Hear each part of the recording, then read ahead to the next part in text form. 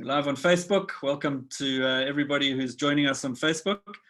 And we're excited. I'm excited to be hosting today. We're looking at purpose-driven scholarships.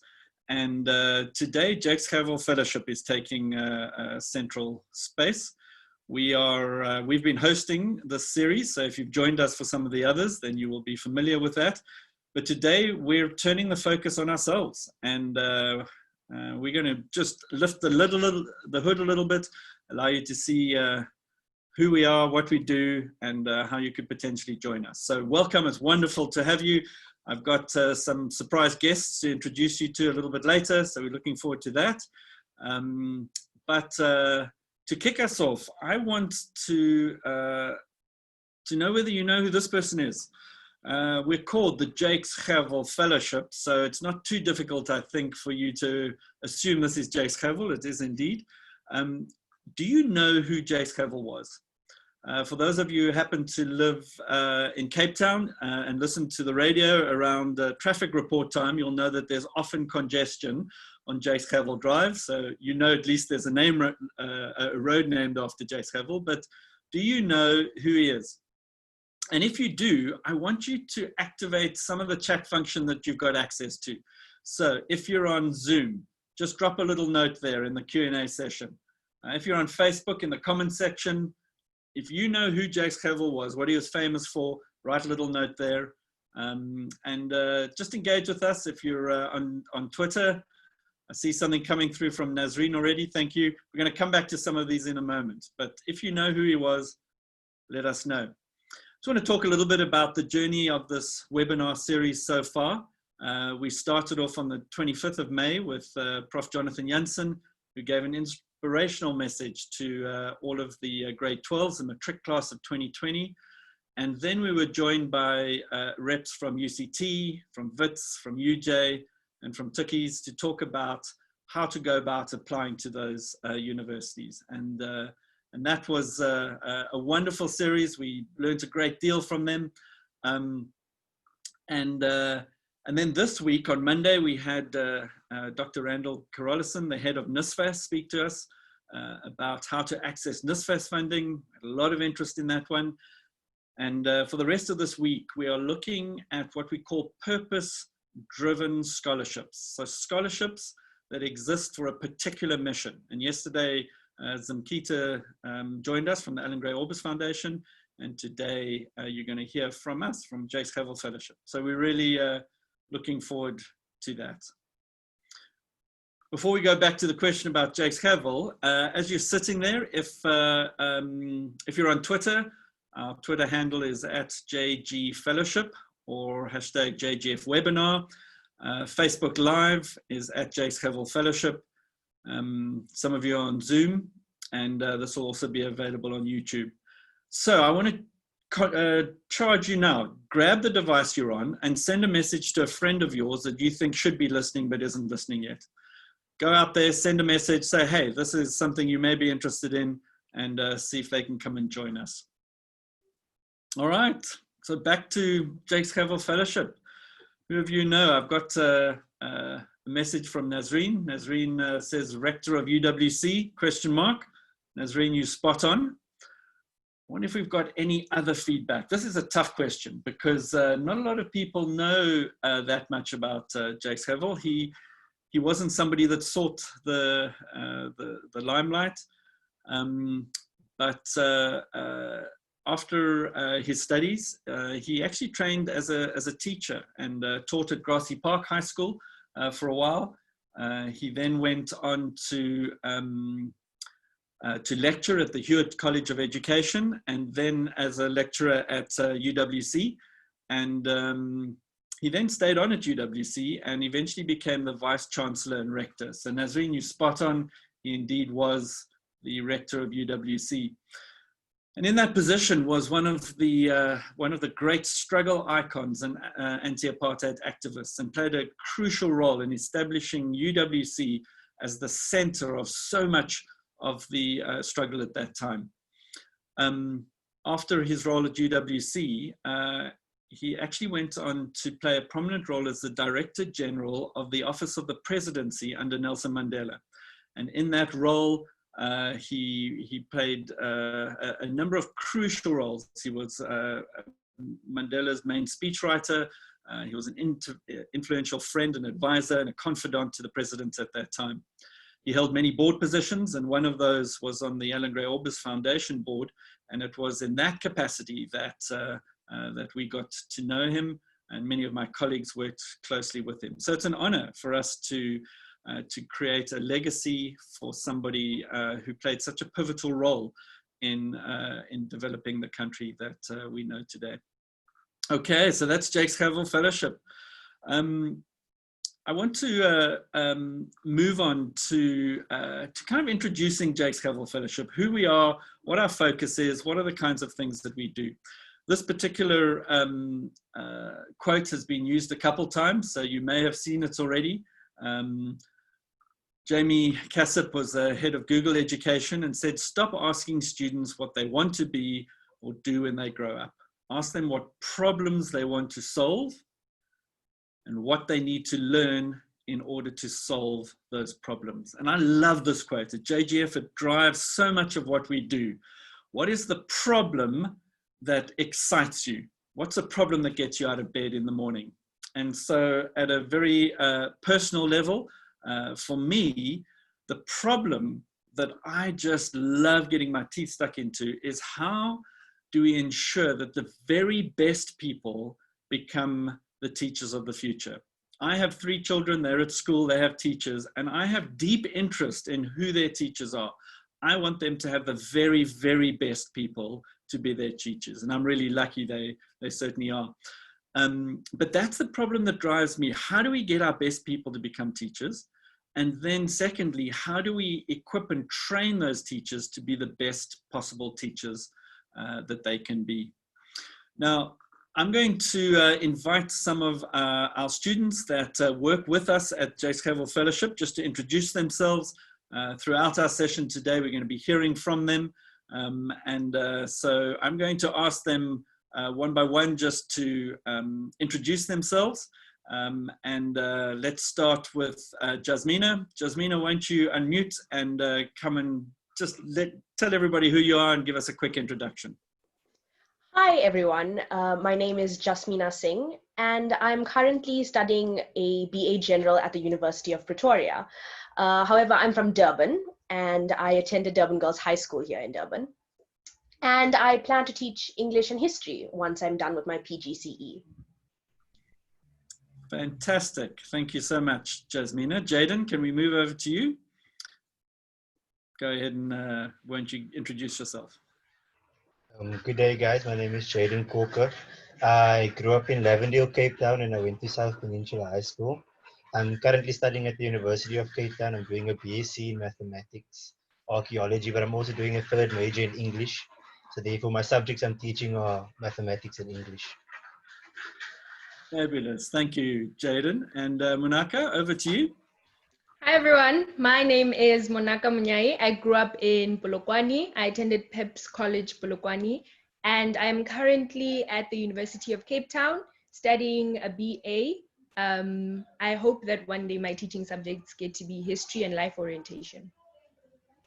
Fantastic, wonderful. So thank you to those 3. We're going to hear more from them through the course of our time together. But let me come back to those problems.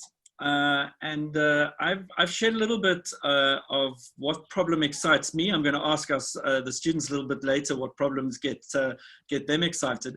But for those of you watching, what is it that really fires you up? If you've chosen to take half an hour out of your day to listen to somebody talk from a purpose-driven scholarship, you must have an interest in mission and purpose. So what are the big problems that you see in your community, in our country, in the world? What are the problems that fire you up? And again, won't you drop that, either send us a message, drop it on Twitter or on Facebook in the comments. What is it that drives you? What are some of the big problems that excite you? I'm going to talk very briefly about some of the big problems we currently have in South Africa in terms of our education system. There's a study called the Progress in International Reading Literacy Study, which tracks how well countries do in developing their young students at grade 3 or grade 4 level into effective readers. And the latest results that came out, I know you can't see them very clearly, but the point is, I think you can see the results on the right-hand side and the names of the countries. And right at the top of that list are some of the countries we used to: Singapore, Hong Kong, Finland. But what about South Africa? Where on earth are we? Well, unfortunately, we are literally at the bottom of the list of countries that participated in the Pearls study. And the scale that they uses the score, an average score of 500 as the midpoint. And if you look at South Africa, our average score sits at about 320. And only our very, very top students are hitting the average of the rest of the countries. That's a major problem. And so the stats tell us that about 78% of grade 4 pupils are not able to read as effectively as they should, even in their home language. That's a big, big problem. Does that fire you up? Is that the kind of thing where you go, hey, that's something I want to deal with? We've got 13 million school pupils in the country at the moment. And our research tells us that no matter what measure of functionality you use for schools, about 80% of our schools, so 10 million children, are attending schools where there is a reasonably high degree of dysfunction and not allowing them to develop their full potential. Does that fire you up? Certainly does to me. That's a tragedy. Now, I'm probably not telling you anything you don't know already, but these are the kinds of problems that we get excited about. I'm getting some messages in here. Karabo tells me that that you're excited about ensuring that children in South Africa get the best science education. I taught chemistry and physics for 20 years, so I'm right with you on that one. Loving the science education. Larato is writing in. The problem that excites me is children in informal and rural areas not having access to quality healthcare due to circumstances. Another crucial problem that excites people. Thank you for that. At a United Nations level, I'm sure you're aware that they've identified 16 key problems. They call them the Sustainability Development Goals, or SDGs for short, and they pick up on the big problems that the world's facing. Number 17 there is looking at how the partnerships can work to try to work together on achieving these goals, with a timeline for 2030. That's only 10 years away. If we look at some of the big ones: hunger, poverty, clean water, gender equality, these are the big problems in the world. Do these excite you? At JGF, the problem that excites us is SDG 4, around quality education. Ensuring inclusive and equitable quality education and promoting lifelong learning opportunities for all. That gets us fired up. Now, at this point, I want to bring our students back in, because each of them have joined JGF because there is a problem that excites them. They have something that in the long term they're wanting to see change in. So let's go in the same order. Jasmina, do you mind hopping back on? What is the problem that really excites you and fires you up about education in South Africa? Well, it's quite unfortunate that it's not difficult to come up with plenty of problems that you want to solve. But for me, I think one of the biggest things that I want to be involved in changing is the big disparity among schools in South Africa. We have so many schools that have excellent facilities and passionate teachers. And then we have just as many, if not actually more, schools that don't even have things like desks and textbooks, and their teachers aren't involved in the same ways that other schools are. So that's definitely something that gets me really riled up. Fantastic. I think you and many others. Jaden, what about you? The issue I want to change in education is the issue of mathematics as a subject. And I believe that the issue that South Africa has is they're trying to too hard to put too much resources into it and not having effective teachers actually using those resources. So I want to ensure that there are actually quality math teachers coming forward and using the resources and ensure that everyone gets a quality education and not only from a Model C school or a top school. Wonderful. Love it. Maths education, high up on the agenda. Munaka, what about you? What drives you? I think a lot of the thing that drives me is the mandate as well as the priority that this country specifically has towards education, but that there's a lack in accountability. There's a disparity, like Jasmina said, in the level of accountability to how certain schools just seem to be doing so well and others are not. So it worries me a lot that South Africa's education system kind of operates at a deficit. So we can celebrate the triumph of having good schools, but there's a tragedy there of certain schools, in fact, a lot of schools not having enough. And I think that issue drives me a lot because I've been exposed to the two types of schools. So before I moved to Polokwane, I was in Venda, under-resourced school, teachers aren't always present, and then you move to a good school. So just being exposed to those two levels of disparities, I think kind of drives my passion towards it, creating accountability in the long run. Wonderful. Thank you so much. Amazing. So that's some of what drives our students, and I'm seeing some other ideas coming through on our stream. Some people interested in special needs education, others in English and history, and so lovely to see the passion from the audience today. That you're the guys that we're wanting to make contact with. You're the right audience. You're in the right place. So when we started JGF, we asked the question, if we wanted to impact education in South Africa, how do we best do it? Where do we put our money? And obviously lots of things come to mind. There can be online education, there can be access, there can be resources, there can be schools, there can be leadership. And those are all really, really good answers. But a key piece of research by McKinsey looking at the best performing school systems in the world. They did this research in 2007, repeated it again a number of years later, looking at how the best systems in the world come out on top and what are the aspects that they share. And there were three takeaways from this research. The first was all the best performing school systems managed to get the best people to become teachers. Secondly, they managed to train their teachers most effectively. And then thirdly, they managed to ensure that no pupil was left behind. 2 out of 3 of the characteristics of the best performing systems related to the quality of their teachers. And so at Jakes Gerwel Fellowship, we decided that we would get on a mission to get the very best people to become teachers and then ensure that our very best people were equipped to address the biggest problems. And so this is our vision. This is why we exist as JGF. Have a look as I read it and see whether it inspires you. As expert teachers, education leaders, and social entrepreneurs, Jakes Gerwel Fellows are at the forefront of solving the most pressing educational challenges, and in so doing improve schools in South Africa. That's why we exist.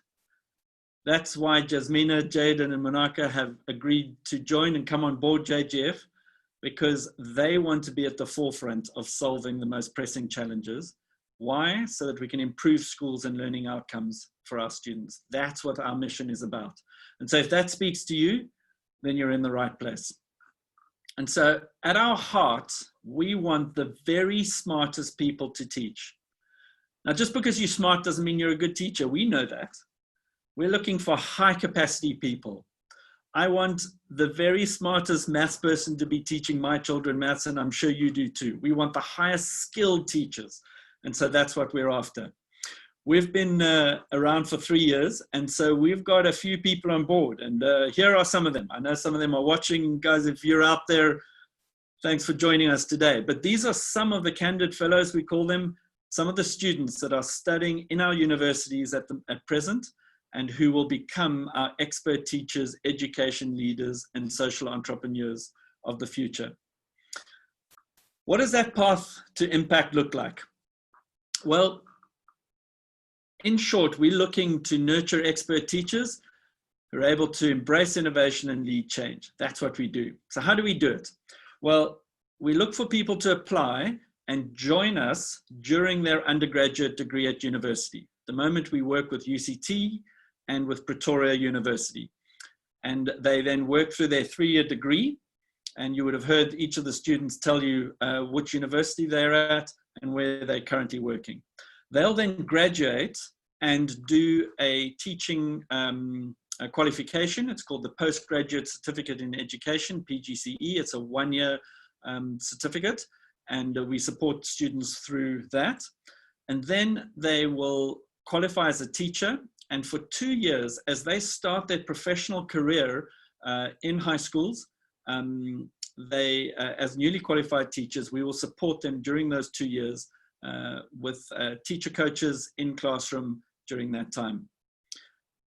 As they develop in their career, they will go on to become expert teachers, and we have a very clear definition of what we mean by that. Others will move into leadership, some will start entrepreneurial ventures, and they will eventually move into leading change in the system in a way that creates systemic change in our system. So that's what we do. Does that excite you? Do you look at that and go, hey, I want to be on board? Or do you know somebody who you think should be on board with us? So what we're looking for? Well, we're looking for people that have the following 5 characteristics. They need to have a learning obsession. They need to love learning, both themselves and be inspired to help others in their learning journey. We're looking for people who are able to persevere when things get tough. They have a passionate perseverance. This work isn't easy. If it was easy, we wouldn't need to be doing it. It's tough and requires perseverance. We're looking for people who are able to collaborate. And collaboration isn't easy. Collaboration's messy and hard. And so you have to be courageous to collaborate effectively. We're looking for people with an entrepreneurial energy. And by that, I don't mean that you necessarily have to start a business. Entrepreneurial mindset speaks to identifying and solving problems in your environment. And then finally, we're looking for people with a spirit of significance. And that speaks to giving your time and energy and work life to things that you think matter deeply. Do you want to do work that has significance? Those are the kinds of people that, that we're looking at. So I want to go back to our students now, because many of those people watching today will be grade 12s. You'll be interested in applying to Jakes Gerwel Fellowship. And I think it's probably most important that you hear from them, because they'll give you insights that I certainly am not able to give you. So Jasmina, I want to start with you. Won't you tell us, how did you hear about Jakes Gerwel Fellowship to start with, and what made you decide to apply? Okay, so I came across JGF from their website. Or well, actually, one of my friends came across JGF, and then he shared it with me. And we've had lots of discussions about how much we care about education and how we want to be in that kind of sphere. And then he shared it with me, and we kept our fingers crossed and waited until matric so we could apply. And just to tell you that we both got in as candidate fellows. So sharing information about JGF doesn't lower your chance at all. And after finding out about JGF, we had to go through the application process. And the first part of that was the online form that we had to fill in. And that's a place where you really have to pour your heart out and speak about what you really care about and just be your authentic self. So that's basically what we had to go through. And that's how we ended up here, step 1. Fantastic. Jasmina, thank you. Jaden, once you had finished applying online and you had submitted, the next stage was an interview stage. Just tell everybody a little bit, what was your experience like? Firstly, any advice on the online application that you want to give? And then tell us a little bit about the next stage, the interview stage. I think with the online application, you have to be as passionate as possible. You really have to put, I know you might not be good with words, but try your best and really show that no matter if you can't say it, your heart is in it. And yeah, so just give your best with when they ask for motivations as to why you want to become a teacher. And then the telephone, it's something different. It's something different. You'll enjoy it. You'll enjoy it. Hopefully, you'll enjoy it. It's your Right, first interaction. It's your first interaction with someone from JGF, like you can hear. So yeah, enjoy it.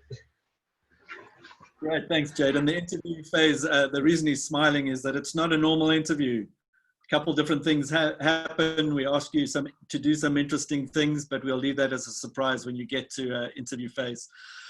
If you make it through interview phase, the final phase of selection is something called the selection camp. Munaka, won't you just give us your memories? What did you take away? What was it like for you, the selection camp? So first of all, I want to because everyone is just, I'm sure everyone is overwhelmed with the amount of information we're getting. I was like, this sounds too good to be true. There's no way. And then you get to selection camp and you meet everyone that's just as excited and just as passionate as you are. And the one thing I reminded myself when I was there is immerse yourself fully in the experience and listen to everything, listen to your surroundings. So I remember just having a very full experience. I was meeting new people, I was hearing new things, and I was just getting to understand more about JGF as well as myself and my interest towards the educational sphere. But more importantly, in as much as it sounds like it's all work, no play, it was so much fun, and it is tiring, it is exhausting. I remember we were going to bed and we're just but when is the next day coming? And we're all sad to go home. But it was a lot of fun. And I think one of the greatest things about selection camp was that leaving there with that feeling of no matter what happens, I'm just excited I got this experience. So yeah, one of the greatest memories with JGF. Fabulous, thank you. Thanks for that input. Okay, let's move on to the specifics now of applying. Many of you watching are going to yeah, this sounds great. What do I have to do? So let's first check in with the eligibility criteria. JGF has 3 different places at which you can apply. So I'm going to start with the first 2, which is if you're in grade 12 and you want to apply to JGF to start with us in your first year university next year, or if you're currently on a gap year, or if you're in your first year and you're wanting to come on board with us in your second year. So here are the 4 criteria you need to be able to say yes to. Firstly, are you a South African citizen, or do you have a South African ID? Secondly, your grade 11 average needs to be higher than 65% if you average all your subjects, excluding LO. Thirdly, do you intend to study at UCT or UP? Those are the 2 universities that we are connected to in for our undergraduate work. And so will you study a general degree, BSc, BA, or BCom? Because we're a teaching fellowship, obviously it's not appropriate to study something like medicine or something like that. It needs to be the kind of degree that allows you to carry on and complete a BSc. And then finally, are you the person who wants to do your PGCE after your undergraduate and then teach in our high school? And if you can say yes to those 4 questions, then come on board and get your application in. So that's application criteria or eligibility criteria. What do we offer? What do we cover? What do we do from JGF's side? Well, firstly, there's the financial side, and we offer a very valuable scholarship. We'll pay for your university tuition and your accommodation. We pay for meals, books, and a tutor allowance. And then there's a monthly pocket money allowance for you as well. So one of the most financially valuable scholarships currently available in South Africa. What else do we offer? This is probably the more important stuff. There are many people who will support you financially. We will support you academically. We will develop you personally and in terms of your leadership. You'll have your own personal coach who checks in with you on a regular basis. You'll be partnered with an expert teacher mentor, and you'll have access to the full JGF program, part of which is something called an electives program, where you get to choose some of the specific areas you're wanting to focus in. So that's what the fellowship covers. We have a dedicated WhatsApp line, and if you're wanting to ask more information, this is probably the best place. We're going to have a chance for questions in a moment. But the best place for you to get an answer in real time is on our WhatsApp number, 083 589 2933. You can make a note of that, or take a screenshot. or pass that number on to somebody else. Our second area that we take applicants in is for people who have already received their undergraduate degree and are now saying, hey, I want to do my PGCE. We call that our Graduate Teaching Fellowship. And so that's an opportunity that's available. I'll talk a little bit more to that in a moment, but you can find out more information on our website. Now, talking about our website, really that's the place you want to go after this. And the web address is there, jgfellowship.org. And on that, you'll be able to find and do everything that you need to.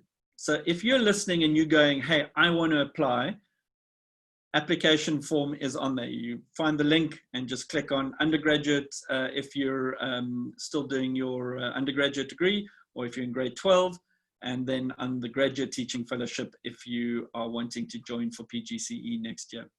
If you're watching this and you think that you would like to nominate somebody else who you think fits into this profile, then you can find the button that says nominate, click on the nominate button, and you'll be able to give us their details, and we'll get in contact with them to do a nomination. All right, we're going to move now to a time of questions. And so I'm going to ask if you have a question, hop on to one of the channels. You can use the Q&A on Zoom, or you can send it through on the Facebook comments, Twitter. If you have a question, send it through, and I'm going to then bring our students back on live. We'll have all four of them on at the same, all three of them and myself, all four of us on together at the same time. And then we'll have a look at some of those questions and see which ones we can answer. Okay, so let's go. Munaka, Jasmina, Jaden, unmute yourselves and come back and join me here. And let's start to have a look at some of the questions that have come through. So the first one I'm getting from Angelica is JGF only for high school teachers? And Angelica, I'm going to answer that one. The answer to that is that we're in our third year, and in our first phase, we're focusing specifically on high school teachers. So at the moment, our focus is on high school. Our future vision includes primary school, especially foundation phase, and we'll be opening up that stream in the next year or two. So at the moment, I'm afraid it is restricted just to high school teachers. Okay, but a great question from Bui. By social entrepreneurs, what do you mean regarding the fellowship? Phew. Student, one of you? Somebody want to have a go? That's a big one, yeah. AGF, when we talk about social entrepreneurs, what do we mean? Jasmina, I know it's a big one. Do you want to have a stab at it? Well, basically, when we talk about social entrepreneurship, we're talking about innovative ideas and new ways of conceptualizing things in education. So we're focusing obviously on education and the different aspects of it. So, you know, the kind of passion and the energy to come up with new systems and, you know, change patterns that have been in education for a long time and be an entrepreneur in this social educational space. Yeah. Okay. Great answer. Thank you. Absolutely. We know that we need new solutions to problems, and that's what entrepreneurs do. And so we're very much supportive of that. Okay, here's a question from Thomas. Jaden, I'm going to throw this one to you. Thomas is asking, during our time of studying, are there any projects we have to take part in? And what is the extra work that you do? Oh. Yes, they are. Well, this is my first year, so the only thing I know of are the PO sessions, the consultation sessions. But yes, JGF does do a lot, and you shouldn't see it as a bore or a drag. It's actually very helpful if you're committed to it. Like the very first thing we did at the beginning of the year was orientation camp. If you are selected for JGF, you'll go into the orientation camp, and there you'll just learn more about the fellowship, more about the goals, more about what you can do to become a quality teacher. And then the sessions that you have with your program officer, it's really just a time for you to discuss how academic life is treating you, how your mental health is, how you are coping with university. And I think it's really important as a first year that you have these conversations, because obviously when you come into matric, you have this independent vibe. I can do it by myself. trust me, you can't do it by yourself. You need someone to talk to. So I think it's really great that JGF does that. So yes, you have projects, you have things to do, but it's not a bore, it's not a drag. It's actually going to help you and make you a better, not only a better person, but in the long run, a better teacher. Okay, thanks, Jaden. Karabo is asking two questions that I'm going to quickly respond to. And then Munaka, I've got one for you. Karabo asked for the graduate teaching fellowship, with which universities are included. I saw UJ there, and Karabo, you spot on. For the graduate teaching fellowship, which starts at PGCE, we've retained our relationship with UCT and UP, but we've brought UJ and WITS in as well. So that's part of the graduate teaching fellowship. And her Karabo's second question, for graduate teaching fellowship, does it include part-time or full-time studies? And at the moment, Karabo, we're focusing only on full-time studies for PGCE. All right, Munaka, questions coming through is asking, what from your perspective is it like being part of the fellowship? How does it feel to you? Okay, so it is an incredible experience, but the one thing that I've viewed as very valuable about being a part of the fellowship is that there's an internal and external perspective. So what JGF is trying to achieve externally in terms of like creating a better educational sphere, they embody it within the fellowship itself. So how they want to propel us by removing challenges that could potentially get in the way of us, like pursuing our best education. They want to do that externally in order to uplift South African education, but they start that with us. So it's been an incredibly enabling experience. I've immersed myself fully in it because they literally remove any and every barrier. There's very open communication and feedback if you are having a problem, and then you just speak to them, you communicate openly and freely, and then the problem gets removed so that you can do your best in order to contribute your best to the educational sphere. So I found that experience incredible. I've been loving it so far, and I think I will continue to love it for a very long time. Great, thanks for that. Justin's asking a question. Does the scholarship place you in one of the two respective universities? Or do you first have to apply to UCT or UP prior? Really important question, Justin. Thanks for asking that. So the application to university is entirely your business. We have absolutely no sway. We cannot pick up the phone and say, hey, we really like Justin. Would you mind accepting him? I'm afraid, Justin, that's your business. So Justin, you need to apply. We would encourage you to apply widely, at least to both UCT and UP, potentially one or two others. And so if you're selected onto the JGF fellowship, it's dependent on you being selected to one of the two universities that we work with. So that part's on you. If you're selected, then once you get into UCT or UP, then you join us and off we go. I can't keep up with all the questions, I'm afraid. So there are just tons coming through. We've got 2 minutes to finish off. So if you've got some more questions, send them through, and where we can, we will respond to them. Otherwise, hop onto the WhatsApp line. You can ask some of those questions there, or get in contact with us on one of our social media platforms. So we're going to slowly draw things to a close, but before we do that, I want to just have give a last word to our candidate fellows. So I'm going to ask each of you one by one to just give, what would your parting bit of advice be to those people who are watching, they've seen what's going on, and they think, wow, that looks cool. What would be your one last piece of advice? And we'll turn around the order. So Munaka, we'll go with you first, and then Jaden, and then Jasmina. So Munaka, you're on. What would your one piece of advice be to people listening? Oh, hang on. Sorry. We need to just get you unmuted there. My fault, okay. Sorry. So my one piece of advice, and everything in general, but specifically with JGF, is be intentional, be deliberate, and immerse yourself fully in the experience of applying, immerse yourself fully in the experience of understanding yourself, the problems you're passionate about, and how you want to contribute to the educational space. It's a very cool experience. I implore all of you to try your best in terms of applying, in terms of sharing, and we can do this together. We can enable change makers through JGF. Awesome. Thanks, Munaka. That's amazing. Jaden, what about you? What's your last bit of advice for people? I think confidence is the word that stood out to me the most, because you can't come onto JGF and yourself to be in the background. They're always going to try to push you to the front. They're always going to tell you, speak, be loud, make yourself heard, go, go, go. So if you are a shy person and you really want to be a teacher, then now is the time to build your confidence. And I think the best, if you do make it to selection camp, that's the best time to do it. Not only with the actual work, with the actual projects you have to present and the things you have to do. Am I giving stuff away? I'm not supposed to say that. Anyway, but the stuff you have to do. And just with communicating, make friends, talk to other people. You never know what relationship. And I'm sure as soon as you build relationships with others, you'll be more confident and you'll be able to express yourself better. So just be confident and have faith in yourself.